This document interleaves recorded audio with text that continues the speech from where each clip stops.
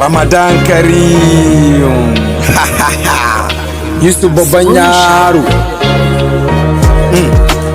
Allah sarki Ramadan ya kusan shigowa. Haba ina kuke matasa duk ku fitowa. In lokaci ya kama duk ku yi dakewa. Ku mai da hankali da kyau sosai da lura. Dukkan abun da za ku karkuta da kura. A cikin Ramadan fa ba a tada kura. Ba faɗa ba zagi ba tsokana wa juna. Duk abin da za ka yi ko karkace amana.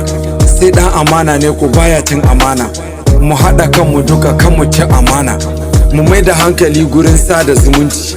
Duk inda dan uwanka yake ka neme shi. Idan kana da abu ka ɗauka ka bashi. Karka yadda kana da shi ya ciwo bashi.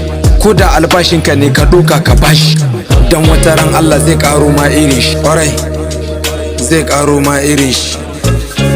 Ramadan, Ramadan, Ramadan, Ramadan.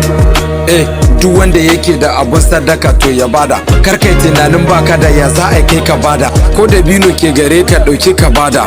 In ka samu kunu ma dauke shi ka bada. In kosai ke gare ka dauke shi ka bada. In kudi ke gare ka dauke su ka bada. Ko siga ma ka samu dauke shi ka bada. Komai kankantarsa kai akwai mai bukata. Komai ka yi fa kayi ne fa dan ibada. Allah ya ƙara tsawon kwana mun ibada. Mu ta yin fayin ibada. Kun san cewa Ramadan ana linka ayyuka. In kai abu so ɗai to so biyu za a maka. In ka ci da mutum ɗai ladan mutum biyu a baka. In ka ci da mutum biyu ladan ka ko za a linka. Ladan ka za a linka. Kai ladan ka za a linka.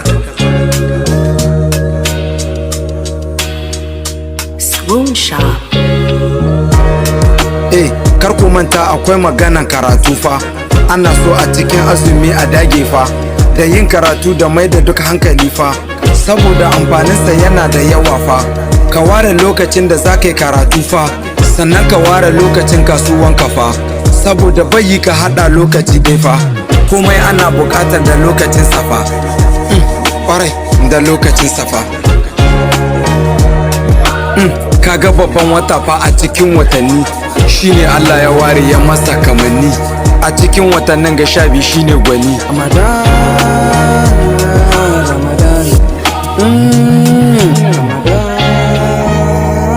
Ramadan, Ramadan, Ramadan, Ramadan, Ramadan.